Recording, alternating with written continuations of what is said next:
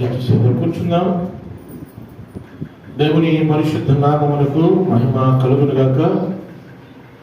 ఇప్పుడు వచ్చిన మీ అందరికీ ప్రభు అయిన యేసుక్రీస్తు నామములో శుభములు వందనాలు తెలియజేస్తున్నాం. Praise the lord. Hallelujah, hallelujah. దేవుని బిడ్డలారా, క్రిస్మస్కు దగ్గరలో ఉన్నాం. ఇంకా 2 రోజులు అయితే మనం అనుకున్నట్టుగా క్రిస్మస్ పండుగను ఘనంగా, ఆశీర్వాదకరంగా, దీవెనకరంగా జరిపించుకోబోతూ ఉన్నాం. సో నిజంగా క్రిస్మస్ జరిగించుకోవడానికి ముందు మన జీవితంలో ఒక ప్రాముఖ్యమైన సంఘటన మన జీవితంలో జరగాలి. అప్పుడే అది క్రిస్మస్గా మనకు అర్థసహితంగా, ఆశీర్వాదకరంగా ఉంటుంది. లోకంలో చాలామంది యేసుక్రీస్తుని గురించినటువంటి ప్రశ్నలు చాలామందికి ఉన్నాయి. లోకంలో చాలామందికి యేసు ప్రభుల గురించి ఒక్కొక్కరు ఒక్కొక్క రకంగా ఆలోచన చేస్తూ ఉన్నారు. ఎవరిని కదిపిస్తే ఏం మాట్లాడతారో, ఒక్కొక్కరు ఒక్కొక్క అవగాహనతో ఉన్నారు యేసు ప్రభుల గురించి. సో లోకములో ఎన్ని అవగాహనలున్నా, లేదంటే లోకములో ఎన్ని అపోహాలున్నా, లోకములో ఎన్ని ప్రశ్నలున్నా, మనం మాత్రం చాలా ఆర్భాటంగా లోకంలో ఉన్న ప్రశ్నలను ఏమి పట్టించుకోకుండా ఆర్భాటంగా, సంతోషంగా ఈ క్రిస్మస్ పండుగను ఘనంగా జరిగించుకోవడానికి మనం ఇష్టపడుతూ ఉన్నాం. లోకములో ప్రశ్నలు ఎప్పటికీ అలా ఉండిపోతూనే ఉన్నాయి. మనం మాత్రం చక్కగా కేకులు కట్ చేసుకుంటున్నాం, కొత్త బట్టలు వేసుకుంటున్నాం, ఆ తర్వాత టెంట్లు వేసుకుంటున్నాం, ఆ తర్వాత మంచి భోజనాలు పెట్టుకుంటున్నాం. సో చక్కగా మనం మన అతిథులను లేదంటే పలకరిస్తూ, వారిని ఇన్వైట్ చేస్తూ, వారికి చక్కగా ఆతిథ్యం ఇస్తూ హ్యాపీ క్రిస్మస్ అనేటువంటి మాటలు మనం చెప్పుకుంటూ ఉన్నాం. లోకంలో ఎవరిని అడిగినా ఒక్కొక్కరికి ఒక్కొక్క సమాధానం ఉంది.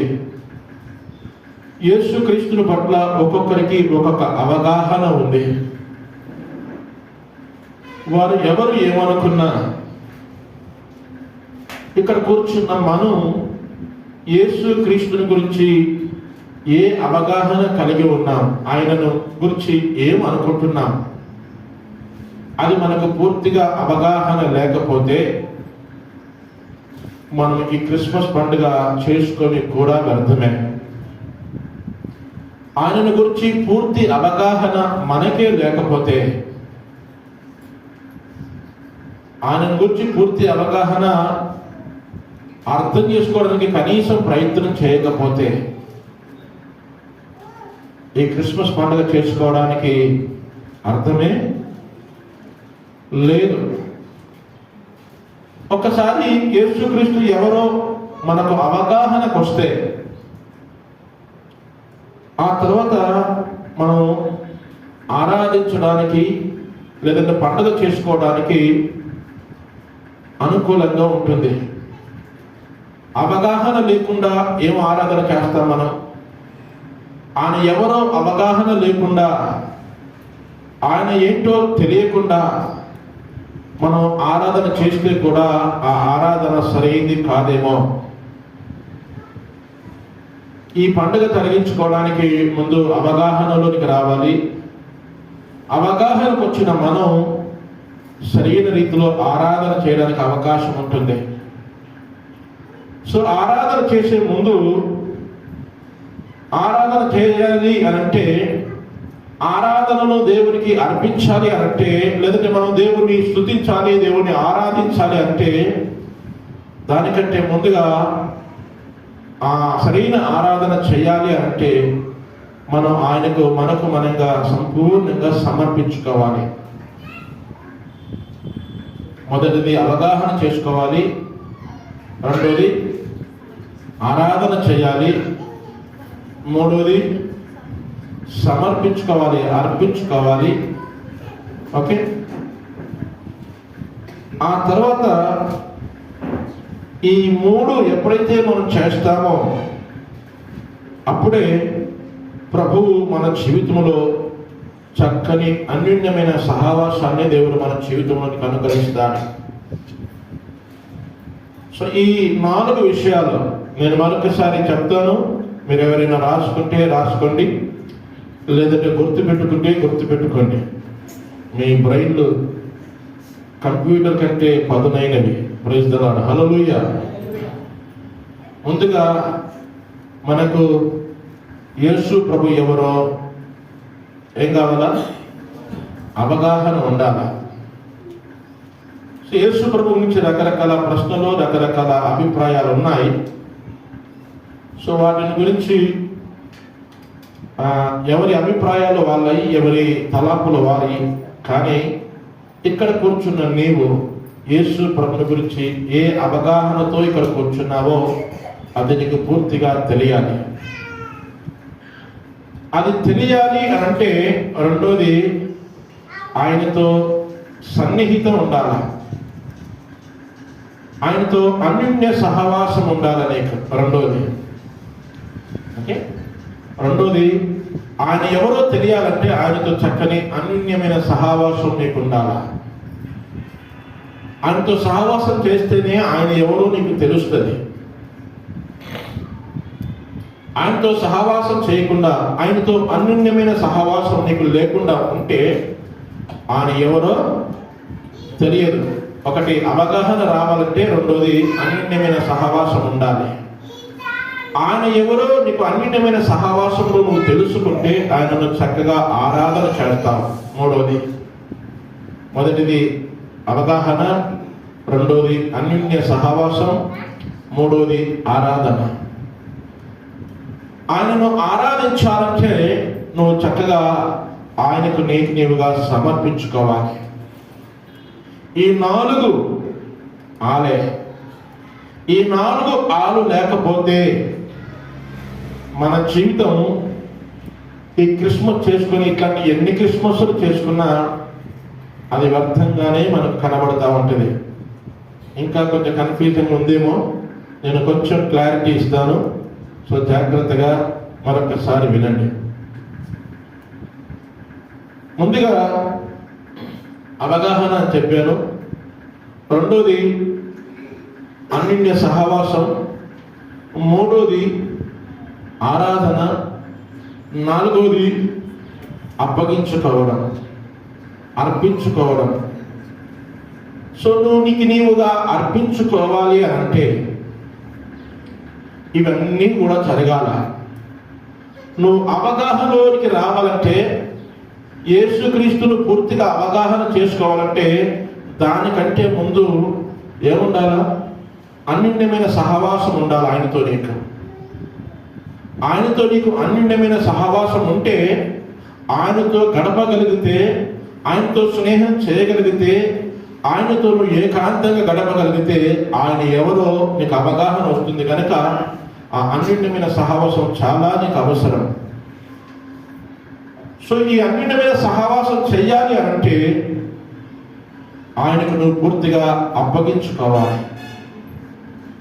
ఆయనకు నీవుగా ఆరాధన చేస్తే ఆయన ఎవరో తెలుస్తుంది. సో చూడండి, కొన్ని మాటలు బైబిల్ గ్రంథములో నుంచి నేను జ్ఞాపకం చేస్తాను. పరిశుద్ధ బైబిల్ గ్రంథములో నుంచి యేసుక్రీస్తుని గురించినటువంటి రకరకాల ప్రశ్నలు, రకరకాల ఆలోచనలు, రకరకాల తలంపులు ఉండొచ్చు. కానీ ఇక్కడికి వచ్చినటువంటి మనం యేసుక్రీస్తుని గురించి ఏ అవగాహనలోనికి వచ్చాం, ఏ ఆరాధన చేస్తున్నాం, ఎలాంటి సమర్పణను కలిగి ఉన్నాం, ఎలాంటి సహవాసాన్ని మనం కలిగి ఉన్నామో దేవుని వాక్యములో యేసుక్రీస్తే ఆయనే ఏమి చెప్పుకున్నాడో. రకరకాల ప్రశ్నలు ఉండొచ్చు మనుషులకి. ఆయన గురించిన రకరకాల అవగాహనలు లోకమంతటా ఉండొచ్చు. కానీ యేసుక్రీస్తు తన గురించి తాను చెప్పుకున్న కొన్ని మాటలను మనం జ్ఞాపకం చేసుకొని ఒక అవగాహనలోనికి వద్దాం. ఆయన ఎవరో చూద్దాం. బైబిల్ గ్రంథంలోంచి యోహాను సువార్త 17వ అధ్యాయము. ఈ క్రిస్మస్ దినాల్లో ఈ నాలుగు ఉన్నాయి. జ్ఞానులు కానీ గొల్లలు కానీ ఆయన ఎవరో అవగాహనలోకి వచ్చే ఈ పనులు చేశారు వాళ్ళ. సో ఎవరో అవగాహన లేకుండా జ్ఞానులు అంత దూరం వెళ్ళలేదు. జ్ఞానులు తూర్పు దేశం నుంచి బెత్లెహేము వరకు ఆ పశువుల తొట్టిలో పుట్టినటువంటి ఆ బాలుడు ఎవరో అవగాహన లేకుండానే అంత దూరం వారు ప్రయాణం చేయలేదు. సో కొల్లలు వారి మందను వదిలి ఆ పశువుల పాక దగ్గరికి వెళ్ళి ఆయనను ఆరాధించారంటే ఆయన ఎవరో అవగాహన లేకుండా వారు వెళ్ళలేదు. సో క్రిస్మస్ లో వారు ఒక అవగాహనకు వచ్చి వెళ్ళారు, ఆ కార్యక్రమం జరిగించారు. క్రిస్మస్ చేసుకోబోతున్న నీవు నేను మనం ఆయన ఎవరో ఒక అవగాహన రాకుండా రేపు ఆరాధన చేసుకున్నా, పండగ చేసుకున్నా, కొత్త బట్టలు వేసుకున్నా పెద్దగా ఉపయోగం ఏమీ లేదు. ఎప్పుడు చేసుకున్నట్టే చేసుకుంటున్నాం తప్ప అంత ఆశీర్వాదకరంగా ఉండదు అనేది జ్ఞాపకం చేస్తున్నాను. యోహాను సువార్త 17వ అధ్యాయము 3వ వచనాన్ని ఒకసారి చదువుదాం. నీవు 17:3 నీవు అద్వితీయ సత్య దేవుడవైన నిన్నును మేము పంపిన యేసు క్రీస్తును ఎరుగుటయే నిత్య జీవము. యేసుక్రీస్తు ప్రార్థన చేస్తూ ఈ మాటలు మాట్లాడుతూ ఉన్నాడు. అద్వితీయ దేవుడవైన నిన్నును మేము పంపిన యేసుక్రీస్తును, నీవు పంపినటువంటి ఈ భూలోకములకు పశువుల పాకలో లేదంటే సత్రములో ఆ రోజు పుట్టినటువంటి ఆ యేసు క్రీస్తును ఎరుగుటయే నిత్య జీవము. యేసు క్రీస్తుని గురించి రకరకాల అభిప్రాయాలు, రకరకాల మనస్తత్వాలు ఉన్నప్పటికీ యేసు ప్రభు ఎవరైతే యేసు ప్రభును ఎరిగి ఉంటారో, యేసు ప్రభును ఎరిగి ఉండడం, యేసు ప్రభును తెలుసుకుని ఉండడం ఎవరైతే చేస్తారో వారు నిత్య జీవమునకు వారసులు అంటారు. యేసు ప్రభును ఎరిగి ఉండాలా. ఏమని ఎరిగి ఉండాలా యేసు ప్రభును? సో చాలా సార్లు యేసు ప్రభుని ఎరిగిన వారికి నిత్య జీవం. యేసు ప్రభుని ఏమని ఎరగాలి, ఏమని ఎరగాలంటే దానికి కూడా చాలా మందికి చాలా ప్రశ్నలు లోకములో ఉన్నాయి. చాలా మందికి చాలా ప్రశ్నలు లోకములో ఉన్నాయి. రకరకాల ప్రశ్నలు రకరకాల సందర్భాలను బట్టి మాట్లాడుతూ ఉన్నారు. సో దేవుని వాక్యం జ్ఞాపకం చేస్తా ఉందని త్వరగా ముగించడానికి ప్రయత్నం చేస్తాను. దేవుని వాక్యం జ్ఞాపకం చేస్తున్న మాట ఇది. యేసు క్రీస్తు ఈ లోకములో ఉన్నప్పుడు 17వ అధ్యాయంలో చాలా చక్కని మాటలు అందులో మనకు కనబడతా ఉంటాయి. అధ్యాయం అంతా మీరు ఇంటికి వెళ్ళి చదివితే యేసుక్రీస్తు ఎంత చక్కని ప్రార్థనను అందులో చేస్తాడో. సో ఇందులో ఆయన అంటాడు, నీవు పంపిన యేసు క్రీస్తును ఎరుగుటయే నిత్య జీవము. సో యేసుక్రీస్తుని ఎవరైతే ఎరుగుతారో వారు నిత్య జీవము, వారికి నిత్యమైనటువంటి జీవమును దేవుడు అనుగ్రహిస్తాడు అన్నటువంటి సత్యాన్ని దేవుడు జ్ఞాపకం చేస్తున్నాడు. అదే యోహాను సువార్త చూడండి 14వ అధ్యాయంలో ఒక మంచి మాట యేసు ప్రభు చెప్తున్నాడు. అక్కడ యోహాను సువార్త 14వ అధ్యాయము 6వ వచనములో ఒక మంచి మాట అంటాడు. యేసు నేనే మార్గమును సత్యమును జీవమును, నా ద్వారానే తప్ప ఎవ్వడును తండ్రి యొద్దకు రాడు. యేసు ప్రభు అన్నాడు, నేనే మార్గమును, నేనే సత్యమును, నేనే జీవమును. నా ద్వారా తప్ప ఎవడును తండ్రి యొద్దకు రాడు. ఎవడు కూడా ఆ నిత్య జీవము పొందడానికి ఆస్కారము ఉండదు. యేసు ప్రభుని గురించి ఇలా రకరకాల అభిప్రాయాలు మనుషులలో కలుగుతున్నప్పుడు ఆయన ఎవరు అంటే, ఒకరు యేసు ప్రభువే సత్యం అని ఒకరు, యేసు ప్రభువే మార్గం అని ఒకరు, యేసు ప్రభువే జీవం అని ఒకరు, యేసు ప్రభువే జీవానికి మార్గమని, లేదంటే యేసు ప్రభు నమ్ముకుంటేనే నిత్య జీవమని, లేదంటే యేసు ప్రభు దేవుడని, యేసు ప్రభు దేవుని కుమారుడని, ఓ రకరకాల ఆలోచనలు, రకరకాల తలంపులు. ఈ మధ్యలో ఇంకొకటి ఒకరు బయలుదేరారు, యేసు ప్రభు ఉనికి భూమి మీద లేదు అని చెప్పే వాళ్ళు కూడా తయారైనారు. అసలు యేసు ప్రభు లేడు, యేసు ప్రభు ఉనికి కూడా భూమి మీద లేదు అని చెప్పడానికి, దానిని రుజువు చేయడానికి కొంతమంది బయలుదేరిన సందర్భాలు కూడా ఈ మధ్య కాలంలో తిరుగుతున్నాయి ఆలోచనలు. ఓకే, ఈ మధ్య కాలంలో ఆలోచనలు కూడా అక్కడక్కడ తారసపడుతూనే ఉన్నాయి. ఒకసారి యేసు ప్రభుని గురించి బయట మనలాగా యేసు ప్రభు నమ్ముకున్న విశ్వాసులు బయటకు వెళ్ళి యేసు ప్రభుని గురించి సువార్త చెబుతున్నారు. మరి ఎదుట ఉన్న వ్యక్తి క్రైస్తవుడు, క్రైస్తవేతరులో తెలియదు, లేదా నాస్తికులో తెలియదు. అతన్ని అడిగి అతన్ని ఆపి కొన్ని ప్రశ్నలు అడిగారంట ఆ యవనస్తుని. ఇక యేసు ప్రభుని గురించి మీరు జ్ఞాపకం చేస్తూ ఉన్నారు, యేసు ప్రభుని గురించి మీరు చెబుతూ ఉన్నారు. సో నిజంగా యేసు ప్రభుని గురించి మీరు చెప్పగలిగితే అసలు ఇంతకు యేసు ప్రభు దేవుడా, లేదంటే యేసు ప్రభు దేవుని కుమారుడా, ఏంటి అసలు మీరు ఏమనుకుంటున్నారు యేసు ప్రభుని గురించి అని అడిగారంట. Praise the lord. Hallelujah, hallelujah, hallelujah. Yesu ప్రభుని గురించి అసలు మీరు ఏమనుకుంటున్నారు? దేవుడా, ఆయన దేవుని కుమారుడా? Praise the lord. హల్లెలూయా. అయ్యా, బయట ఉన్నటువంటి సహోదరులు అందరూ లోపలికి రావాలి. ఒక్కసారిగా కట్టకట్టుకుని బయటికి వెళ్ళారు. ఎందుకో మరి నేను చెప్పింది ఎప్పుడంటే 1 గంట కల్లా ముగించే టైంలో బొమ్మని చెప్పిన, ప్రారంభించే టైంలో బొమ్మని చెప్పాల. ఓకే, నేను ముగించే టైంలో వెళ్ళండి అని చెప్పారు. మీరు ప్రారంభించే టైంకి వెళితే ఎట్లా?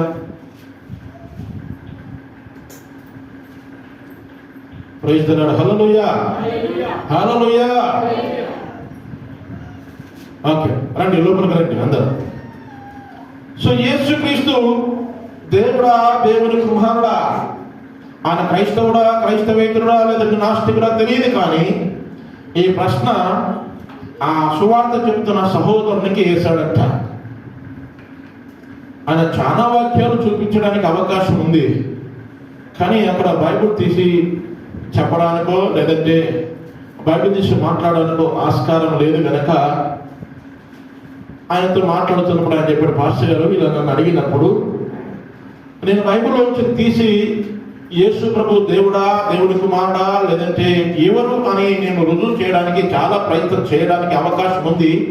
నాకు కొన్ని వాక్యాలు కూడా నా మనసులో ఉన్నాయి, రెఫరెన్స్లు మనసులో ఉన్నాయి, నేను తీసి చూపించగలను. కానీ ఆయన బైబిల్ నమ్ముతాడో లేదో తెలియదు అని చెప్పేసి ఫస్ట్ నువ్వు క్రైస్తవుడువా, క్రైస్తవేతరుడువా, నాస్తికుడువా అని నేను అడిగాను అన్నాడు. ఆయన అన్నాడంట, అసలు నేను ఎవరైతే నీకేంటి కానీ అసలు యేసు ప్రభు దేవుడా, దేవుడి కుమారుడా, అసలు ఏ అవగాహనతో యేసు ప్రభు గురించి బోధిస్తున్నావు అని అడిగాడంట. ఈయనకి కొంచెం ఆలోచన వేసి తిక్కబుట్టిందంట. వీడికి కొంచెం తిక్క సమాధానం చెప్పాలి అని అనుకొని మనసులో అనుకొని, అసలు నీ ఉద్దేశం ఏంటి, నీ బాధ ఏంటి అని అడిగాడంట.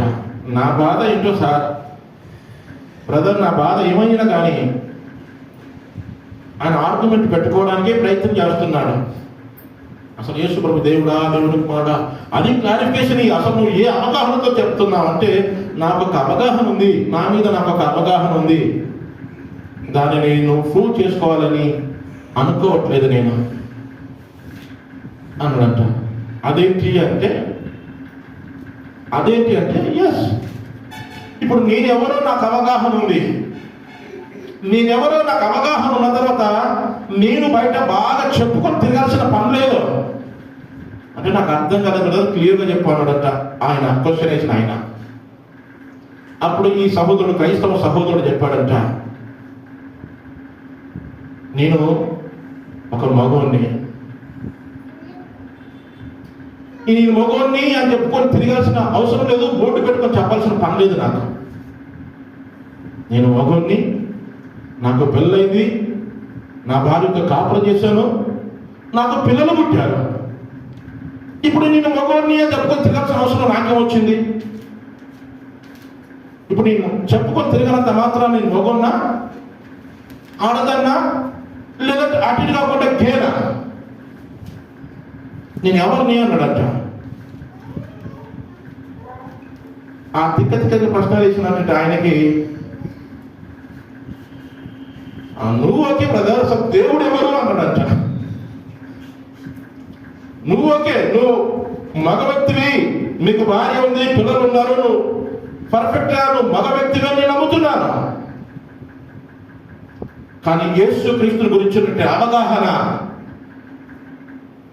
ఏమనుకుంటున్నావు అని మళ్ళీ అడిగితే అని చెప్పాడంట, ఎవరి దగ్గర నేను మోగొన్నాను చూయించుకోవాలో వారి దగ్గర చూయించుకున్నాను, నా భార్య దగ్గర చూయించుకుని పిల్లల దగ్గర అన్నాను. ఆయన దేవుడు అని ఎవరి దగ్గర చూయించుకోవాలో వారి దగ్గర చూయించుకున్నాడు, దేవుడిని ప్రూవ్ చేసుకున్నాడు అని అన్నట్టు ఒకటే మాటతోటి. అందరికి చెప్పాల్సిన పని లేదు నాకు. నేను దేవుణ్ణి అని చెప్పేసి బోర్డు పెట్టుకుని తిరగాల్సిన నాకు పని లేదు. నేను మగోని ప్రతి ఆడ వ్యక్తికి నేను చెప్పాల్సిన పని లేదు. నేను మగన్నా కాదా అన్నది నా భార్య దగ్గర ప్రూవ్ చేసుకున్నాను, పిల్లలను కన్నాను, చక్కగా ఒక మంచి కుటుంబం నాకుంది. మత్తయి సువార్తలో ఒక మాట అంటాడు ప్రభు. మత్తయి సువార్త 4వ అధ్యాయము 7వ వచనంలో ఒక మాట చెప్పాడు. 3వ వచనం నుంచి చదవండి, 5వ వచనం నుంచి. మత్తయి సువార్త 4వ అధ్యాయము. అంతటా అపవాది పరిశుద్ధ పట్టణమునకు ఆయనను తీసుకొని పోయి దేవాలయ శిఖరమున ఆయనను నిలవబెట్టి, నీవు దేవుని కుమారుడవై కిందికి దునుకుము, ఆయన నిన్ను గూర్చి తన దూతలకు ఆజ్ఞాపించునని, నీ పాదములు ఎప్పుడైనను రాతికి తగలకుండా వారు నిన్ను తమ చేతుల మీద ఎత్తి పట్టుకుందరు అని వ్రాయబడి ఉన్నదని ఆయనతో చెప్పెను. అందుకు యేసు, ప్రభువైన నీ దేవుణ్ణి నీవు శోధింపవలదని మరి ఒక చోట రాయబడి ఉన్నదని వానితో చెప్పెను. మరలా అపవాది మిగుల ఎత్తైన కొండ మీదికి ఆయనను తోడుకొని పోయి ఈ లోక రాజ్యములన్నింటినీ వాటి మహిమను ఆయనకు చూపి నీవు సాగిలపడి నాకు నమస్కారము చేసిన యెడల నీకు ఇచ్చేదనని ఆయనతో చెప్పగా. చాలు, అక్కడ మీరంతా చదువుకుంటే సాతానుతో ఒకటే ఒక మాట చెప్పాడు. అక్కడ ఏమని చెప్పాడు? నీ దేవుణ్ణి నీవు శోధించవద్దు. ఈ సాతానుడు యేసు ప్రభువును శోధిస్తా ఉంటే ఆ మాట చెప్పి, నీ దేవుణ్ణి నువ్వు శోధించొద్దు సాతానా పో. ఈ మాట చెప్పాను పాస్టర్ గారు. నేను నా భార్య దగ్గర నా మగతనాన్ని నిరూపించుకున్నాను. యేసు ప్రభు ఎక్కడైతే ఆయన దేవుడు నిరూపించుకోవాలో చెప్పుకోవాలో అక్కడ చెప్పుకున్నాడు. ఆయన నేను దేవుణ్ణి, నన్ను శోధించొద్దో చెప్పుకున్నాడు. కనుక నాకు ఒక అవగాహన ఉంది, యేసు ప్రభు నా దేవుడు అని. నేను నమ్ముతున్నాను. ఆ అవగాహనతోనే నేను ప్రభువును ఆరాధిస్తున్నా. అవగాహనతోనే ఈరోజు నేను స్వార్థ ప్రకటిస్తున్నాను. అవగాహనతోనే నేను రక్షించబడ్డాను. యేసు ప్రభు ఎవరో ఏదో అన్నటువంటి రకరకాల ప్రశ్నలు, రకరకాల తలాపులు, రకరకాల ఉద్దేశాలు. కొంతమంది రక్షకుడని, కొంతమంది సేవ్యుడని, కొంతమంది ఆయన పాపుల రక్షకుడని, కొంతమంది మంచి దేవుడని, కొంతమంది ప్రేమగల దేవుడని, రకరకాల పదాలన్నీ, బైబిల్ ఉన్న పదాలన్నీ ఎత్తుకుంటూ వాడేస్తుంటాం. మంచిది, అవన్నీ మంచివే. యేసు ప్రభు ఎవరో పూర్తిగా అవగాహన నీకు లేకపోతే నువ్వు ఆరాధన చేయడం కూడా అది అర్థసహితంగా ఉండదు అనే సత్యాన్ని మనం జ్ఞాపకం చేసుకోవాలి. సో నిజంగా నువ్వు యేసు ప్రభు ఎవరో పూర్తిగా ఆయనను అవగాహన చేసుకోవాలంటే రెండోది ఏం కావాలి నీకు? ఆయనతో అన్యోన్యమైన సహవాసం కావాలి. ఆయనతో సహవాసం చేస్తే ఆయన ఎవరో తెలుస్తుంది. ఆయనతో సహవాసం చేయకుండా ఆయన ఎవరో నువ్వు ఎలా గుర్తుపట్టగలవు? పెళ్లి చేసుకున్నటువంటి భార్య భర్తతో కాపురం చేస్తే తప్ప ఆ భర్త మగాడా కాదా అని తెలుస్తుంది. యేసు ప్రభువును అనుకరించిన నీవు, రక్షించబడ్డ నీవు ఆయనతో సహవాసం లేకుండా, ఆయనతో అన్యమైన సహవాసం లేకుండా ఆయన ఎవరో మీకు ఎలా అవగాహనలోకి వస్తుంది? అంటూ చక్కగా ఏం చేయాలా? సహవాసం చేయాలి. యేసు ప్రభుతో ఏకాంతంగా గడిపే సమయం నీకు ఇవ్వాలి. సమయం ఇవ్వాలి ఆయనకి. ఆయనతో సహవాసం చేయకపోతే ఆయన ఎవరో నీకు అవగాహనలోనికి రాడు. కనుక యేసు ప్రభుకు నీకు ఒక చక్కని సహవాసం కలిగి ఉండాలి. యేసు ప్రభుతో నీకు సహవాసం కలిగి ఉండాలంటే ఏం చేయాలి? చూడండి, బైబిల్లో యేసు ప్రభు చెప్పినటువంటి మాట చాలా విషయాలు చెప్పొచ్చు, కానీ కొన్ని మాటలు మాత్రమే జ్ఞాపకం చేస్తాను నేను. మత్తయి సువార్త 12వ అధ్యాయం, మత్తయి సువార్త 12వ అధ్యాయము 48, 49, 50 వచనాలు. మత్తయి సువార్త 12వ అధ్యాయము 48, 49, 50 వచనాలు. అందుకు ఆయన తనతో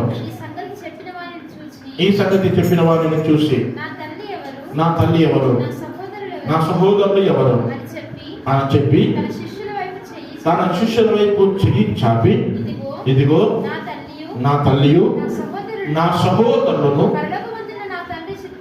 నా పరలోకమందున్న నా తండ్రి చిత్తమును చొప్పున చేయువాడే నా సహోదరుడును, నా సహోదరియు, నా తల్లియు అని నేను. ఇక్కడ యేసు ప్రభు అక్కడ యెరూషలేము దేవాలయంలో బోధిస్తా ఉంటే ఆయన సహోదరి, ఆయన సహోదరులు, ఆమె తల్లిదండ్రులు యేసు ప్రభుని వెతుకుంటూ వచ్చి ఆడ ఉంటే లోపల నుంచి బయట నుంచి ఒకరు వచ్చి, అయ్యా నేను వెతుకుంటూ మీ సహోదరులు వచ్చారు, మీ తల్లి మీ సహోదరులు వచ్చారు అని అన్నారు. యేసు ప్రభు అక్కడ క్లియర్గా మాట చెప్పాడు, ఎవరు నా తల్లి, ఎవరు నా సహోదరుల. తన శిష్యుల వైపు చేతులు చాపి తన శిష్యులను చూపిస్తూ, ఇదిగో వీరే కదా నా తల్లి, నా సహోదరుల. ఎవరైతే దేవుని వాక్యాన్ని విని, ఎవరైతే నా మాటలు విని, నా మాటలో చొప్పున అనుసరించి నడుస్తారో, నా మాటలు చొప్పున అనుసరించి ప్రవర్తిస్తారో వారే నా తల్లి, నా సహోదరుల. ఆయనతో అన్నిన్న సహవాసం కలిగినటువంటి ఆ శిష్యులను చూసి చెప్తున్నాను, నేనెవరో వీరికి తెలుసు, నేనెవరో వీరికి అర్థమైంది, వీరు ఇలాంటి వారు నా తల్లి, నా సహోదరులు. చూడండి, ఇంకొక మాట కూడా బైబిల్ గ్రంథంలో లూకా సువార్త 8వ అధ్యాయము 20, 21 వచనాలు చదువుదాం ఒకసారి. లూకా సువార్త 8వ అధ్యాయము 20, 21. అప్పుడు నీ తల్లియు నీ సహోదరులను నిన్ను చూడగోరి వెలుపల నిలిచి ఉన్నారని ఎవరో ఆయనకు తెలియజేసరి అందుకాయన దేవుని వాక్యమును విని దాని ప్రకారము జరిగించు వీరే దేవుని వాక్యమును విని దాని ప్రకారము జరిగించు వీరే నా తల్లియు నా సహోదరులను వారితో నాకు అన్యోన్య సహవాసం ఉంటుంది. ఎవరైతే వాక్యాన్ని విని విడిచిపెట్టకుండా వాక్యానుసారంగా ప్రవర్తిస్తారో, వాక్యానుసారంగా జీవిస్తారో, వాక్యానుసారంగా బ్రతుకుతారో వారే నా తల్లి, నా సహోదరులు. వారితోనే నాకు అన్యోన్యమైన సహవాసం, ఒక చక్కని అనుబంధం నాకు ఏర్పడుతుంది. ఈ లోకపరమైనటువంటి సహవాసాలు ఎలా వెళ్తుంటాయో అంతకంటే శ్రేష్టమైంది దేవునితో ఉన్నటువంటి సహవాసం, అంతకంటే శ్రేష్టమైంది దేవునితో ఉన్న అన్యోన్యమైన సహవాసం. అది కనుక దేవుని వాక్యంలో ఉన్నటువంటి మాటలు, ఎవరైతే వాక్యమును విని వాక్య ప్రకారము ఏం చేయాలట? ప్రవర్తించాలి. వాక్యం ఏది చెబుతుందో గది చేయాలా, వాక్యానికి లోబడాలి. వాక్యానికి లోబడి వాక్యం ప్రకారంగా మన జీవితంలో జరిగిస్తే అప్పుడు యేసుతో అన్యోన్య సహవాసం మనకు ప్రారంభమవుతుంది. అన్యోన్య సహవాసం చేసేటువంటి వాళ్ళు ఒకరంటే ఒకరికి ఇష్టమైనటువంటి వారు చెప్పిన మాటను పెడచోని పెట్టి వెళ్ళిపోతారా? ఎందుకంటే అరే నువ్వు నా ఫ్రెండ్ అయితే నేను చెప్పింది నువ్వు చేయాలా, నేను నీ ఫ్రెండ్ అయితే నువ్వు చెప్పింది నేను చేస్తాను. చాలా ఒకరికొకరు చక్కని బంధాన్ని ఏర్పాటు చేసుకుంటారు. ఆయన చెప్పింది ఈయన వింటాడు, ఈయన చెప్పింది ఆయన వింటాడు. వారిద్దరి మధ్యలో చక్కని అనుబంధం ఏర్పడుతుంది, మంచి సహవాసం ఏర్పడుతుంది. ఎప్పుడంటే ఈయన చెప్పింది ఆయన విన్నప్పుడు, ఆయన చెప్పింది ఈయన విని దాని ప్రకారంగా ప్రవర్తించినప్పుడు. యేసు ప్రభు ఎవరో నీకు పూర్తిగా అవగాహన కావాలంటే నువ్వేం చేయాలా? ఆయన వాక్యాన్ని విని దాన్ని అనుసరించి నడవాలి. ఆయన వాక్యాన్ని విని ఆయన అనుసరించి ఆయన ఆజ్ఞలను అనుసరించి నడిస్తే ఆయన ఎవరో నీకు అర్థమవుతుంది. ఎందుకు చెప్పాడు ఆ మాట అన్నది అర్థమవుతుంది. అనుసరించి నడవకపోతే, ఆయన వాక్యాన్ని అనుసరించి నడవకపోతే ఆయన ఎవరో నీకు అర్థం కాదు. చూడండి బైబిల్లో లూకా సువార్త 24వ అధ్యాయము 31-32 వచనాలు చదవండి ఒకసారి. వారి కన్నులు తెరవబడి ఆయనను గుర్తుపట్టిరి. వారి కన్నులు తెరవబడి ఆయనను గుర్తుపట్టిరి. అంతటా ఆయన వారికి అదృశ్యుడాయన. అప్పుడు వారు ఆయన త్రోవలో మనతో మాట్లాడుచు లేఖనములను మనకు బోధపరచుచున్నప్పుడు మన హృదయము మనలో మండుచుండలేదా అని ఒకరితో ఒకడు. ఎవరు వీరందరూ? ఆయనతో సహవాసం చేసిన శిష్యులు, ఆయనతో అన్య సహవాసం చేసిన శిష్యులు. యేసు ప్రభు చనిపోయి సమాధి చేయబడి సమాధి నుంచి తిరిగి లేచిన తర్వాత శిష్యులకు కనబడి వారందరూ త్రోవలు నడుస్తున్నప్పుడు, దారిలో నడుస్తున్నప్పుడు కొన్ని లేఖనాలను ఆయన బ్రతికి ఉన్నప్పుడు శిలువ మరణం పొందక ముందు మాట్లాడిన కొన్ని లేఖనాలను జ్ఞాపకం చేస్తూ వారి కన్నులు కనబడ్డాడు. ఆ తర్వాత నడుస్తూ వారితో మాట్లాడాడు. ఆ తర్వాత అదృశ్యమయ్యాడు. అదృశ్యమైన తర్వాత వారి హృదయంలో మంట పుడుతుందట. ఎందుకు? ఆయనతో నా సహవాసం అట్లాంటిది. ఆయనతో సహవాసం చేస్తే ఆయన మాటలు విన్నప్పుడు నీ హృదయంలో ఏం చేయాలా? మంట పుట్టాలి. ఇది దేవుడు నా కోసం చెప్పాడు, ఇది ప్రభు నా గురించి రాయించాడు, ఇది నిన్ను నెరవేర్చాలి. తప్పకుండా ఇది నిన్ను నెరవేర్చకపోతే నా జీవితం ఎందుకు, నా బ్రతుకెందుకుగా? అసలు ఇందుకోసమే కదా నేను ఆయనతో సహవాసం చేసేది, ఇందుకోసమే కదా నేను బైబిల్ పట్టుకున్నది, ఇందుకోసమే కదా నేను క్రైస్తవ్యాన్ని స్వీకరించింది. ఆయన మాటలు మాట్లాడుతున్నప్పుడు, ఆయన వాక్యాలు చెబుతూ ఉన్నప్పుడు, ఆయన వాక్యం మనకు దర్శిస్తున్నప్పుడు, ఆయన వాక్యాన్ని మనకు తాకుతూ ఉన్నప్పుడు మనలో మంట పుట్టాలి. ఎప్పుడు పుడుతుంది అంటే ఆయనతో అన్యోన్య సహవాసం కలిగి ఉన్నప్పుడు పుడుతుంది. ఆయనతో అన్యోన్య సహవాసం కలిగి ఉన్నప్పుడు ఒక్కొక్క మాట మాట్లాడుతున్నప్పుడు ఒంట్లో రోమాలు లేచి నిలబడతాయి. ఆయనతో అన్యోన్య సహవాసం కలిగి ఉన్నప్పుడు మాట మాట్లాడుతున్నప్పుడు హృదయాలు కలుగుతాయి. ఆయనతో అన్యోన్య సహవాసం కలిగినప్పుడు దేవుని వాక్యం వినబడుతున్నప్పుడు రాతి గుండెలు సైతం మాంసపు గుండెలుగా మార్చబడతాయి. ఆయనతో అన్యోన్య సహవాసం లేకపోతే ఇంకెంతసేపు చెప్తాను, నాకు టైం అవుతుంది అని తాపకోసారి నీళ్ళ కానీ ఒకసారి లేచిపోతాం, వాష్రూమ్ కానీ ఒకసారి లేచిపోతాం. ఎందుకు? ఆయనతో అన్యోన్య సహవాసం నీకు లేదా? ఆయనతో అన్యోన్య సహవాసం నీకుంటే ఎక్కడ ఒక మాట మిస్ అవుతాదేమో, లేచిపోతే ఎక్కడ నాకు అవసరమైనటువంటి మాట నేను మిస్ అవుతానే మన భయం పుడుతుంది మనకి. అది లేకుండా ఎలా పడితే అలా ఇష్టం వచ్చినట్టు లేచిపోతున్నామంటే మనకు ఆ సహవాసం ఉందా ఆయనతో అని. ఆయన అంటేనే అవగాహన లేదు, ఇక సహవాసం ఇక్కడ ఉండదు మనకి. ఆయనతో సహవాసం నీకుంటే హృదయంలో మంట పుట్టాలి. నువ్వు బైబిల్ చదివినా హృదయంలో మంట పుట్టాలి, దేవుడు వాక్యం ఉన్నా హృదయంలో మంట పుట్టాలి. ఎస్, ఇది నా కొరకే కదా దేవుడు చెప్పింది, ఈ వాక్యం నా గురించే కదా, నా జీవితం మార్చుకోవడానికే కదా అని మంట పుట్టాలి నీ హృదయంలో.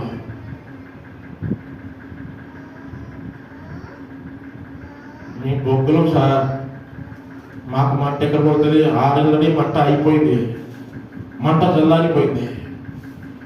చూడండి, ఒక మాట చెప్పి నేను ముందుకెళ్తాను. మొదటి యోహాను రాసిన పత్రిక,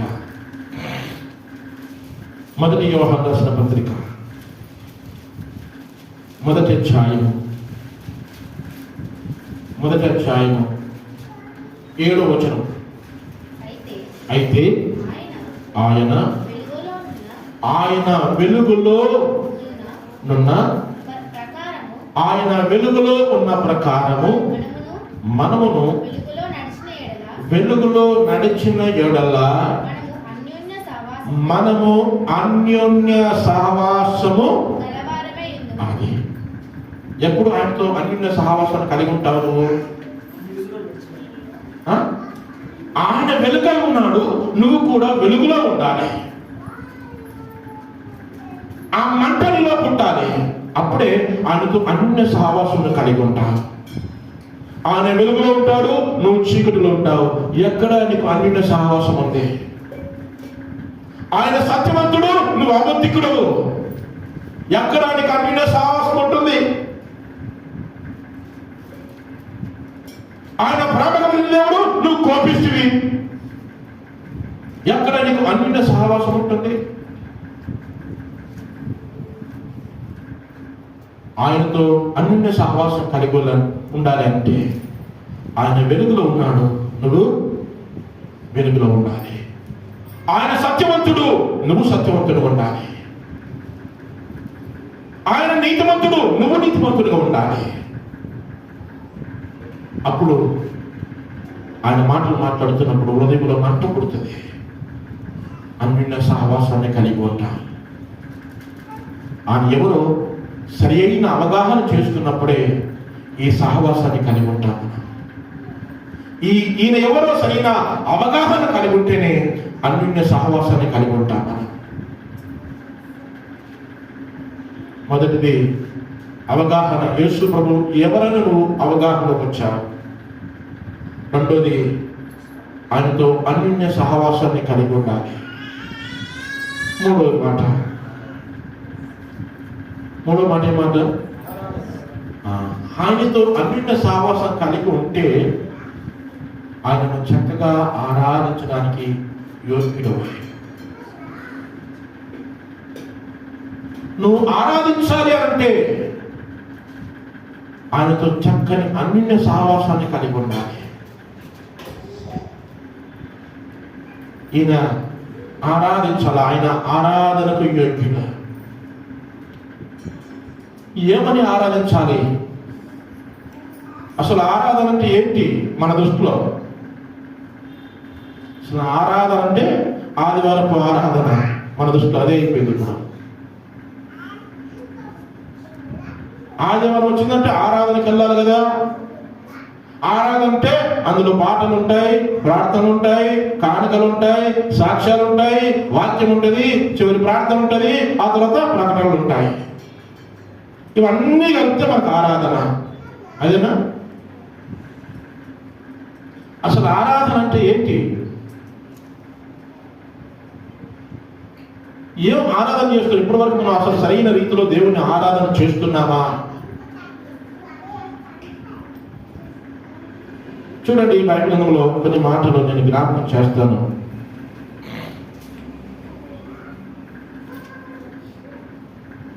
మత్తయి సువార్త 4వ అధ్యాయం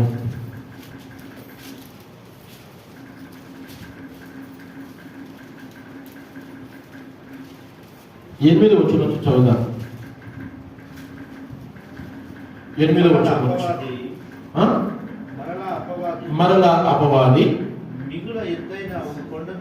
మిగుల ఎత్తైన కొండ మీదికి యేసు ప్రభువును తోడుకొని పోయి ఈ లోక రాజ్యములన్నింటినీ వాటి మహిమను ఆయనకు చూపించి నీవు సాగిలపడి నాకు నమస్కారము చేసిన ఎడల వీటన్నిటిని నీకిచ్చేదనని ఆయనతో చెప్పగా యేసు వానితో సాతానా పొమ్ము, ప్రభువైన నీ దేవునికి మొక్కి ఆయనను మాత్రమే సేవింపవలను అని వ్రాయబడి ఉన్నదని చెప్పాను. సాతాను క్లియర్గా చెప్తున్నాడు అసలు ఆరాధన అంటే ఏంటో. సాతాను క్లియర్గా చెప్తున్నాడు అసలు ఆరాధన అంటే ఏంటో. ఆరాధన అంటే ఏంటంట?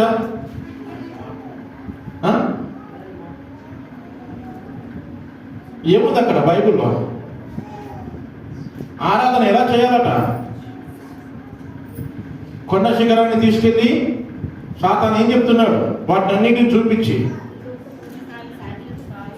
సాగిలపడి నాకు నమస్కారం చేయి, నాకు మొక్కు. సాగిలపడడం అంటే ఏంటి? బోర్ల పడుకొని చేతులు దండం పెట్టి బోర్ల పడుకోవాలి, సాగిలపడాలి. సాతాను చెప్తున్నాడు సాగిలపడి నాకు మొక్కి.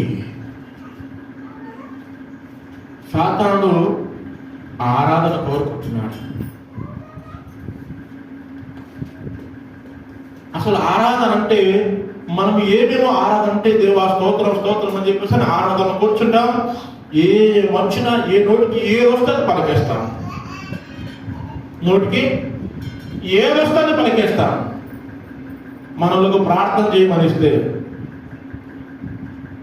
సో మనల్ని ప్రార్థన కూడా చాలా విచిత్రంగా చేస్తారు. ఇచ్చిన సందర్భం ఒకటైతే ఆన్ని ముని పెడేస్తారు. ఓకే, ఏ సందర్భం కోసం చెప్తున్నామో ఆ సందర్భం ఎత్తుపెట్టి ప్రార్థన చేయాలి.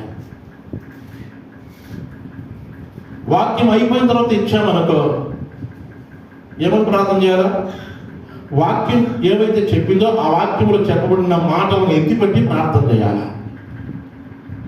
వాక్యానికి ముందు ఇచ్చామనుకో ఏమని చేయాలా? వాక్యం వినడానికి దేవుడు సహాయం చేయమని చెప్పి ఆ మాటలు ఎత్తిపెట్టి ప్రార్థన చేయాలా. కానుకలు ఒకరికి ఇస్తే కానుకల గురించి ఆ మాటలు ఎత్తిపెట్టి ప్రార్థన చేయాలి. సందర్భానుసారమైనటువంటి ప్రార్థన కూడా చేయాలి. మనకి చాలా మంది గమనిస్తున్నారు, మనల్ని ప్రార్థన ఇస్తున్నప్పుడు కొన్నిసార్లు నేను ఇచ్చినా కూడా మనదే కదా, నేను ఇచ్చిన ప్రార్థన కూడా అట్టే చేస్తున్నారు. మనల్ని సంవత్సరాల తరబడి క్రైస్తవులం సరైనటువంటి వాక్యం చెప్పిన తర్వాత ఆ ప్రార్థన ఇచ్చామనుకో, ఆ ప్రార్థనలో వాక్యం చెప్పిన మాటలు ఏ ఒక్కటి కూడా నువ్వు ప్రార్థనలు రాలేదంటే అసలు ఆయనతో నీకు అన్నిన సాహసం ఉందా? వాక్యం అసలు నీ మనసును పట్టిందా? వాక్యం విన్నావా? వింటే ఒక్క మాట రావాలని అందులో, కొన్ని మాటలన్నీ అందులో రావాలనే, ఒక్క మాట కూడా రాలేదంటే నువ్వేదో చెప్పుకో, నాకు ఇచ్చగా ప్రార్థన ఏదో చెప్తా.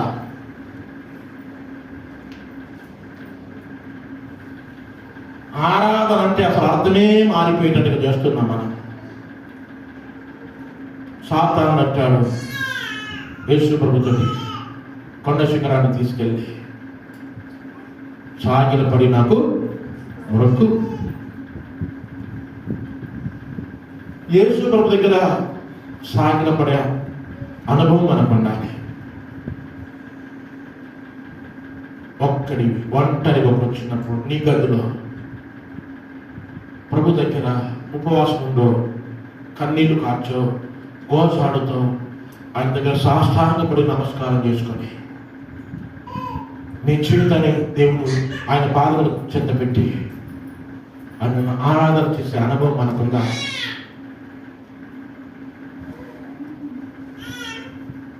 మనలకు ప్యాషన్ అయిపోయింది. ప్రార్థన అంటే ఎక్కడ కూర్చున్నా ఎట్లా కూర్చున్నా ప్రార్థన చేయించున్నాం. ప్రార్థన అది పాస్టర్లు మేమే చెప్పాం కొన్నిసార్లు కదా, మేమే చెప్పాం. సందర్భానుసారంగా కొన్నిసార్లు పరిస్థితులు బాగా లేకపోతే అక్కడ చేయమని చెప్పాం. కానీ దానిని అలుసుగా తీసుకొని మనల్ని ఎక్కడ ఉంటే అక్కడే, ఎలా ఉంటే అలా ప్రార్థన చేసేస్తుంటాం.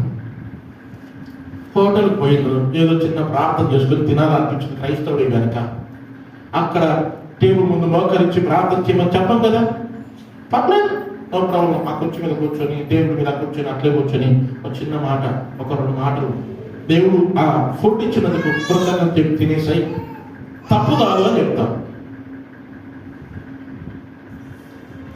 ఓకే, ప్రయాణం చేసినప్పుడు కొంతమంది ప్రార్థన చేసుకునే అలవాటు ఉంటుంది.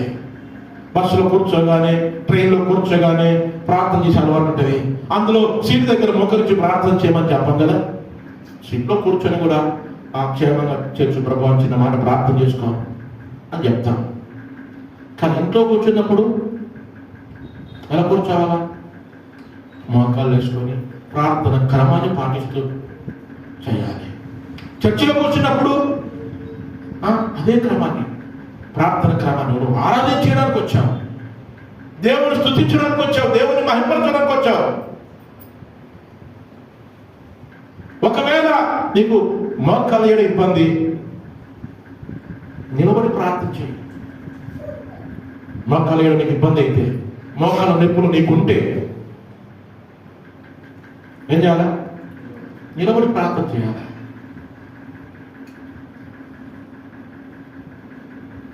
ఇప్పుడు ఈ మీటింగ్ అయిపోయిన తర్వాత, చర్చ అయిపోయిన తర్వాత ఎమ్మెల్యే గారు క్రిస్మస్ ఉంది,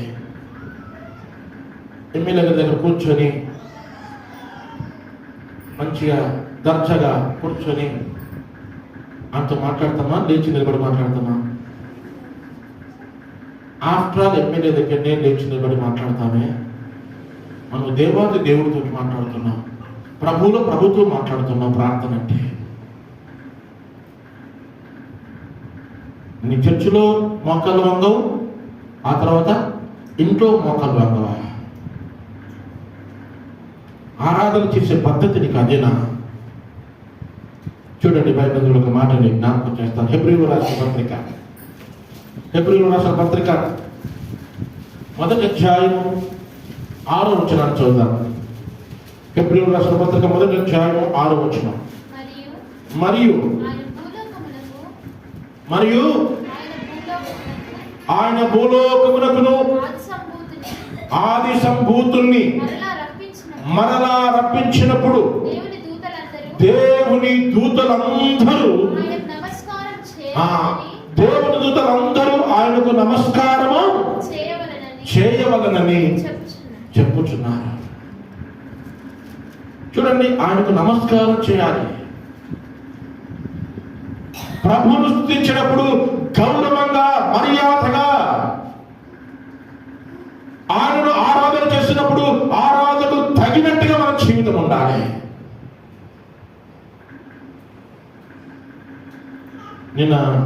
మొన్న మా సార్ వచ్చిండు, నాకు బైబిల్ కాలేజీలో టీచ్ చేసిన సార్ వచ్చిండు.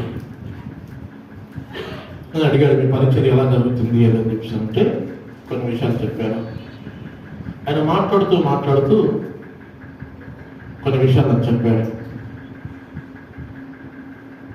మన వాళ్ళు సువార్త చేయడానికి వెళుతున్నారు. సువార్త ఇది చాలా పర్ఫెక్ట్, మంచి వార్త. అది చాలా అమూల్యమైన మాటలు, లోకంలో ఎక్కడ దొరకని మాటలు.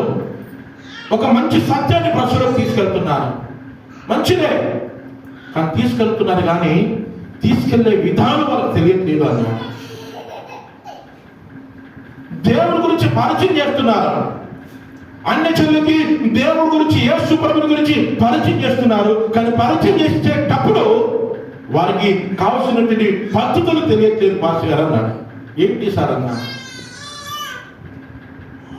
వారికి అది మనం ట్రైనింగ్ ఇవ్వాలి.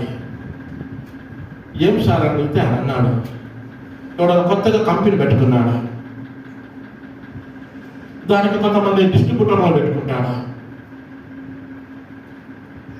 కొంతమంది డిస్ట్రిబ్యూటర్లు పెట్టుకొని ఈవెన్ బ్రష్ లేదంటే ఏదైనా కానీ ఒక కంపెనీ పెట్టుకొని ఆ డిస్ట్రిబ్యూటర్లు పెట్టుకొని వాడు ఒక బ్యాగ్ వేసుకొని బయటకు వస్తాడు. వాడు వచ్చేటప్పుడు ఎలా ఉంటాడో తెలుసా? వాడి డ్రెస్ ఎలా ఉంటుందో తెలుసా? మనకు ఒక మంచి యూనిఫామ్ ఇస్తాడు, బ్లాక్ ప్యాంటు, వైట్ షర్ట్. చూడటానికి అరే నువ్వు ఆఫీసర్ కాదు, కానీ బయట జనాలకు ఆఫీసర్లా కనబడాలి నువ్వు అంటాడు. ప్యాంటు, షర్టు, టక్కు, షూ ఉంటాయి వారికి. ఇంకా మాట్లాడితే టై కూడా కట్టుకోమంటాడు. ఒక బ్యాగ్ వేసుకొని ప్రసుల్లోకి వెళ్ళంటాడు. వాడు అమ్మేది ఆర్డర్ ఒక వస్తువుని ఇంట్రొడ్యూస్ చేయడానికి వాడంతా టిప్ టప్గా తయారై ఒక ఆఫీసర్ కాకపోయినా ఆఫీసర్ లెవెల్ వెళుతున్నాడే, వాడే అంత నీట్గా అంత ఆఫీసర్ లెవెల్ వెళితే మరి మన స్వార్థ చేసేవాడు ఎలా వెళ్తున్నాడు మాస్టర్ గారు?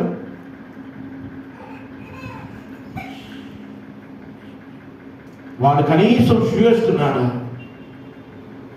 మనోడు మంచి చెప్పులను వేసుకుంటున్నాడా? వాడు ఉన్న బట్టలో మంచి ఒక యూనిఫామ్ లాగా వేసుకుంటున్నాడు. వీడి బట్టలన్నా మంచిగా ఉంటాయా? వీడు తలన సరిగా దువ్వుకుంటాడా? వాడిని చూస్తే, సువార్త చేసేవాడిని బయట చూస్తే ఎలా కనపడుతున్నాడు మన వాళ్ళు? వీడు చెప్పేది తినాలా అన్నటువంటి హేయ భావంతో కనబడుతున్నాడు. వాడిని చూసి అంగీకరించాలన్న మనసున్న వాడిని అంగీకరించలేకపోతున్నా. దేవుని ఆరాధించేటువంటి పద్ధతి, దేవుని ఇంట్రొడ్యూస్ చేసేటువంటి పద్ధతి, దేవుని మహిమపరిచే పద్ధతి అదేనా? అది కాదు కదా. మనం మంచిగా వేరే ఊర్లలోకి వెళ్ళాలంటే ఎక్కడెళ్తాం? పెళ్ళిళ్ళకి వెళ్ళాలంటే ఎక్కడెళ్తాం? నీట్గా మంచి బట్టలు వేసుకొని వెళతాం. ఆరాధనకు వచ్చేటప్పుడు ఏదైతే యాస్టం పోతే అయితే కదా. మరి దేవుడి దగ్గరకు వస్తున్నావు, ఓ సృష్టికర్త దగ్గరకు వస్తున్నావు, ఒక మంచి దేవుడి దగ్గరికి, నిన్ను రక్షణించిన రక్షకుడి దగ్గరకు వస్తున్నావు. నీ బట్టలు మంచుకుంటావు, ఆరాధన చేయడానికి వస్తున్నా, సాగిలపడి నమస్కారం చేయాలంట ప్రభు దగ్గర. మన తలకేదే వచ్చాయి, మోకాలు మంగుతాయిగా. ప్రార్థన చేస్తాను స్టాప్ తనకి పైకెట్టి మీరు వంకర పెట్టి చేసేస్తూ ఉంటాం. ప్రభువును ఆరాధన చేసే పద్ధతి వ్యక్తిగతంగా ఆయనతో అన్నిన్న సహవాసం లేకుంటే ఆయనంటే వణుకు పుడుతుంది, భయపడుతుంది, సాగిలపడతా. ఆ సహవాసం తెలియకపోతే, ఆ సహవాసం లేకపోతే, ఆయన ఎంత గొప్పవాడో నీకు తెలియకపోతే, ఆయన ఎంత గొప్పవాడో నీకు తెలియకపోతే ఎలా పడితే అలా నీ జీవితాన్ని ఆరాధన చేయడానికి అనుకరిస్తావు. ఆయన ఎంత గొప్పవాడో నీకు తెలియాలి. తెలిస్తే నీ ఆరాధన పద్ధతి మారుతుంది. చూడండి, ఒక మాట నేను జ్ఞాపకం చేసి ముగించే ప్రయత్నం చేస్తాను. ఇది ఫిలిప్పీలో రాసిన పత్రిక 2వ అధ్యాయం. ఫిలిప్పీలో రాసిన పత్రిక 2వ అధ్యాయం 9వ వచనం నుంచి చదువుదాం ఒకసారి. అందుచేతను పరలోకమందున్న వారిలో గాని, భూమి మీద ఉన్న వారిలో గాని, భూమి కింద ఉన్న వారిలో గాని ప్రతి వాని మోకాలు యేసు నామమున ఏ కావాలట? ప్రతి వాని మోకాల, కొంతమంది మోకాల, ప్రతి వాని మోకాల. అందులో క్లియర్గా మెన్షన్ చేశాడు. ఎక్కడెక్కడ ఉన్న వాళ్ళంట?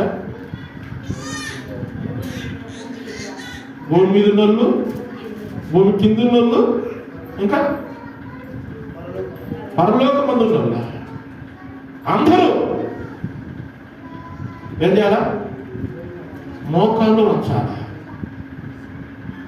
మోకాళ్ళు వంచి ప్రార్థన చేయాలి.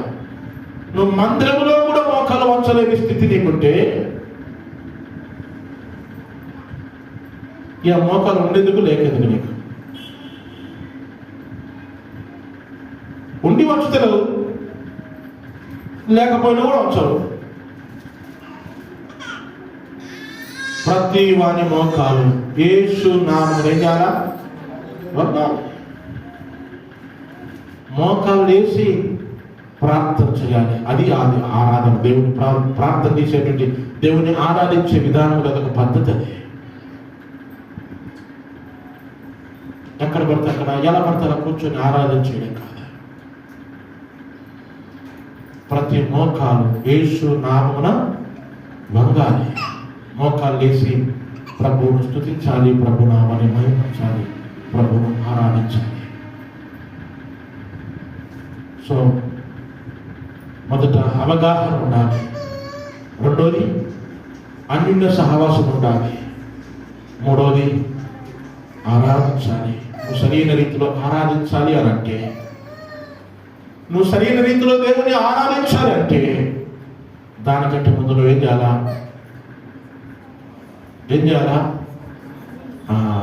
నీకు నువ్వుగా అప్పగించుకోవాలి. ఆయనకి నీకు నువ్వుగా అప్పగించుకోవాలి. అప్పగించుకుంటే సరైన ఆరాధన చేస్తావు. సరైన ఆరాధన చేస్తే ఆయనతో నీకు అన్యోన్య సహవాసం పెరుగుతుంది. ఆయనతో అన్యోన్య సహవాసం పెరిగితే ఆయన ఎవరో నీకు అర్థమవుతాడు. ఇవి ఏమీ లేకుండా నువ్వు ఆరాధన సరిగా చేయలేవు. ఇవేమీ లేకుండా క్రిస్మసే అది కాదు, క్రిస్మస్ కాదు అది. చూడండి, అప్పగించుకోవాలి ఆయనకి. అదొకటి చెప్పి నేను ముగిస్తాను. కొరింథీయులకు రాసిన పత్రిక, ఈ వాక్యం చాలాసార్లు నేను జ్ఞాపకం చేస్తున్నా. కొరింథీయులకు రాసిన మొదటి పత్రిక 6వ అధ్యాయం 19-20 వచనాలు. 19-20 వచనాలు. 6, 19, 20. మీ దేహము దేవుని వలన. ఎవరి వలన? మీ దేహము, మీ శరీరము దేవుని వలన. దేహం అంటే శరీరమేనా? ఇంకేమన్నా? దేహం అంటే శరీరమే కదా. మీ దేహము, మీ శరీరము దేవుని వలన మీకు అనుగ్రహింపబడి మీ లోపల ఉన్న పరిశుద్ధాత్మకు ఆలయమై ఉన్నదని మీరు ఎరగరా. ఇప్పుడు మీ శరీరము ఎవరి వలన అనుగ్రహించబడ్డది? దేవుని వలన అనుగ్రహించబడ్డది. మీ దేహము దేవుని వలన అనుగ్రహించబడితే, దేవుని వలన అనుగ్రహించబడినది దేవుడికే వంగకపోతే, దేవుడు ఇచ్చాడు, ఇది ఇచ్చింది దేవుడి కోసం వంగకపోతే, నీ మోకాలు దేవుడిచ్చింది, నీ నోరు దేవుడిచ్చింది, నీ శరీరం అంతా దేవుడిచ్చింది. ఈ దేవుడి దగ్గర మోకాలు వంచాలా, సాష్టాంగపడాలా, ఆయనకు నమస్కారం చేయాలా, నీ చేతులు, కాళ్ళు, నోరు అంతా కూడా దేవుడికి సమర్పించుకోవాలా. ఎందుకు? ఆయనే ఇచ్చాడు కనుక, ఆయనే ఇచ్చాడు కనుక ఆయనకి నువ్వేం చేయాలా? సమర్పించుకోవాలా.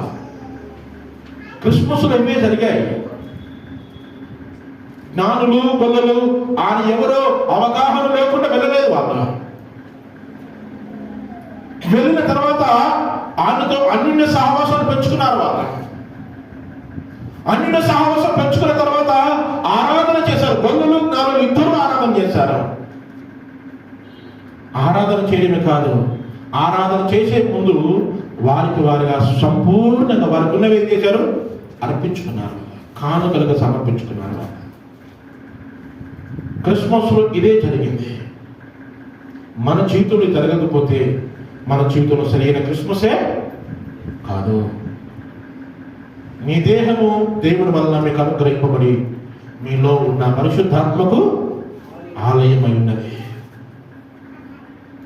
కనుక మీ దేహముతో దేవుణ్ణి, మీ దేహంతో ఏం చేయాలా? దేవుణ్ణి మహిమపరచాలి. దేహంతో దేవుని మహిమపరచడం అంటే ఏంటిది? నీ చేతులు సాష్టాంగపడాలి, పూర్తిగా నువ్వు సాష్టాంగపడాలా, నీ చేతులు ఎత్తి మొక్కాలా, నీ మోకాలు వేసి ప్రార్థన చేయాలా. మీ దేహం అంతా కూడా దేవుని ఎలా మలుస్తే అలా మలగాలి. నీ దేహంతో దేవుని మహిమపరచడం అంటే అది. నువ్వు పూర్తిగా దేవునికి సరెండర్ అయిపోవాలా. ఆయన చెయ్యెత్తమంటే చెయ్యెత్తాలా, ఆయన మోకాలు వచ్చమంటే మోకాలు వచ్చాలా, ఆయన సాష్టాంగపడమంటే సాష్టాంగపడాలా. దేవుని వాక్యానికి ఏది పోయిస్తే అది నువ్వు చేయడానికి ఇష్టపడాలా. ఎందుకు? నీ దేహం ఆయనది. ఆయన చెప్పినట్టు వినాలా. లేదు నేను ఆయన ఇచ్చిందే కావచ్చు, కానీ అది నాకు ఇచ్చాడు కనుక నా ఇష్టానుసారంగా నడిపించుకుంటా అంటే ఆయన అంటాడు, నేను ఇచ్చిన దేహం నాకు అనుకూలంగా లేకపోతే అది ఉండేందుకు లేకెందుకు.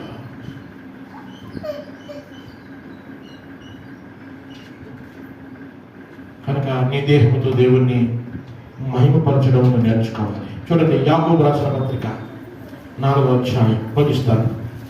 యాకోబు రాసిన పత్రిక 4వ అధ్యాయం 17వ వచనం. 4:17. కాబట్టి మేలైనది చేయనెరిగియు,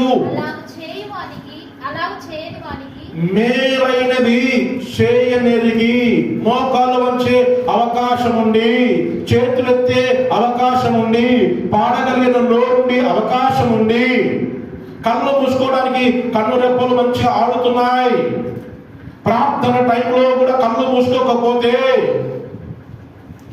మేలైతే కాదది. మేలైనది చేయనెరిగియు అలాగూ చేయని వానికి ఏం కలుగుతుందంట?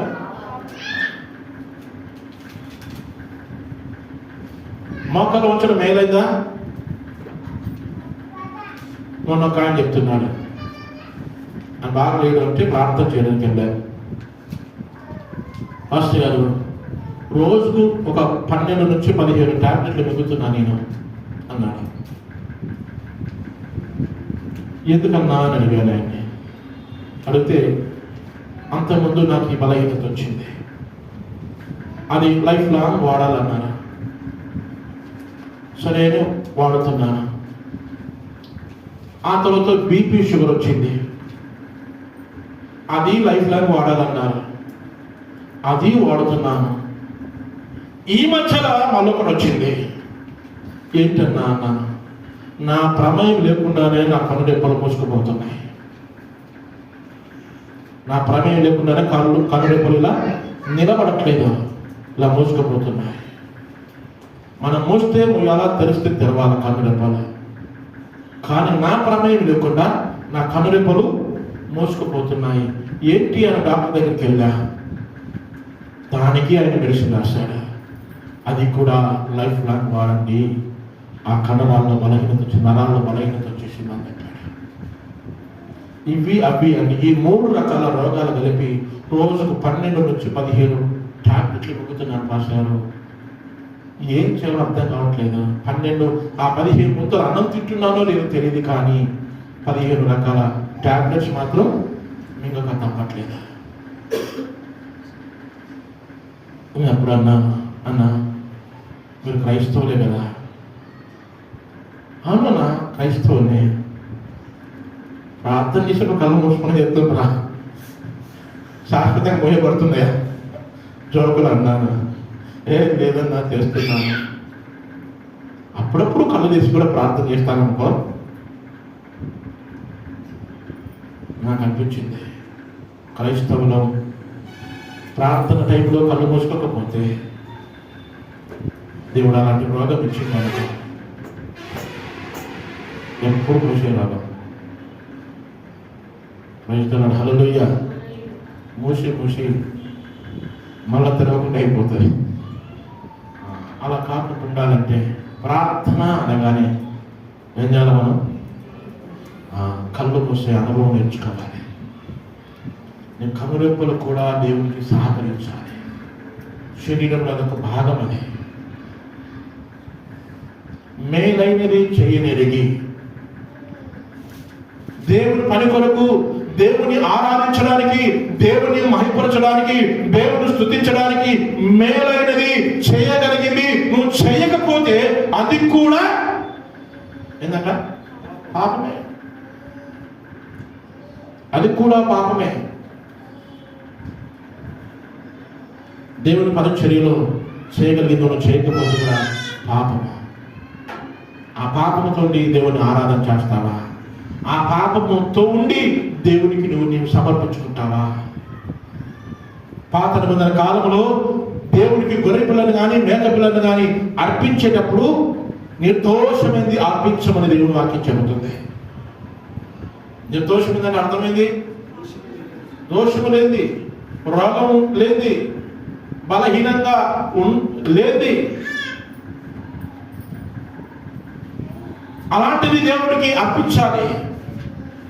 నువ్వు దేవుడి దగ్గర సాష్టాంగ పడి నమస్కారం చేసేటప్పుడు, లేదంటే దేవుడి దగ్గర మోకాలేసి ప్రార్థన చేసేటప్పుడు, దేవుడి దగ్గర ఆరాధన చేసేటప్పుడు నువ్వు కూడా సంపూర్ణంగా నీవు దేవుడికి సమర్పించుకోవాలి. ఎలా సమర్పించుకోవాలా? సంపూర్ణంగా మాత్రమే కాదు. రోమీయులకు రాసిన పత్రిక 1వ అధ్యాయము, రోమీయులకు రాసిన పత్రిక 12వ అధ్యాయం 1వ వచనంలో ఒక మాట అంటాడు. 12వ అధ్యాయం 1వ వచనంలో, కాబట్టి సహోదరులారా పరిశుద్ధమును దేవునికి అనుకూలమునైన సంపూర్ణంగా మాత్రమే కాదు, సజీవ యాగముగా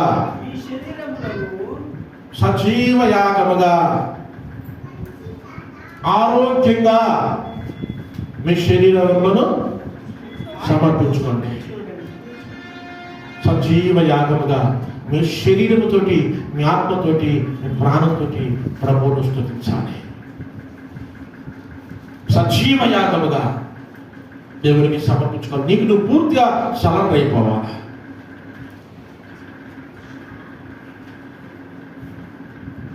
నీకు నువ్వు పూర్తిగా దేవుడికి సరెండర్ అయిపోవాలా.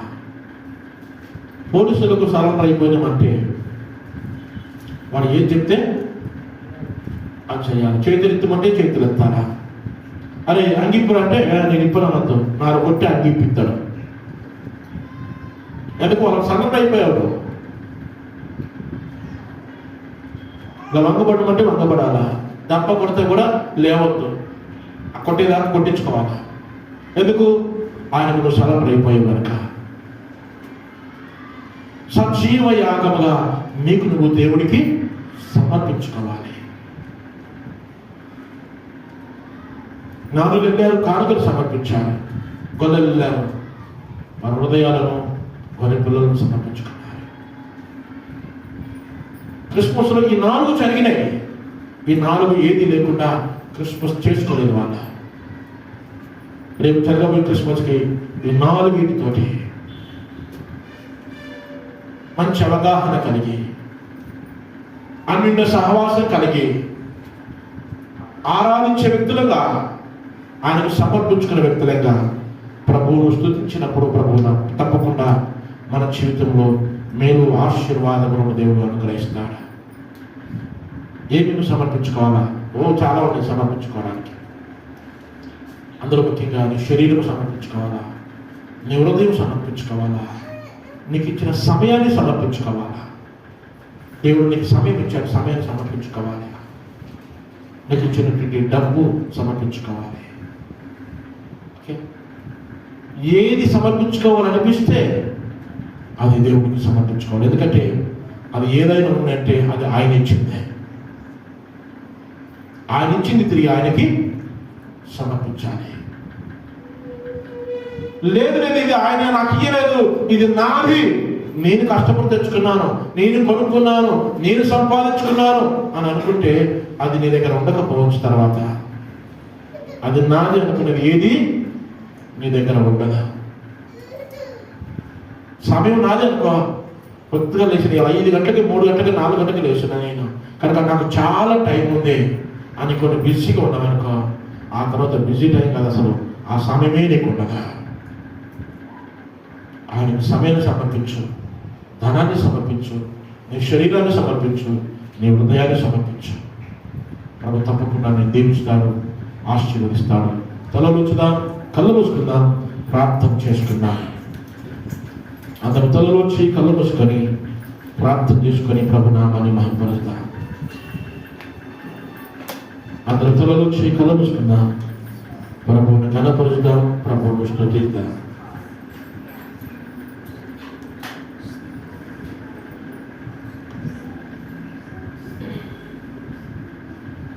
స్తోత్రం.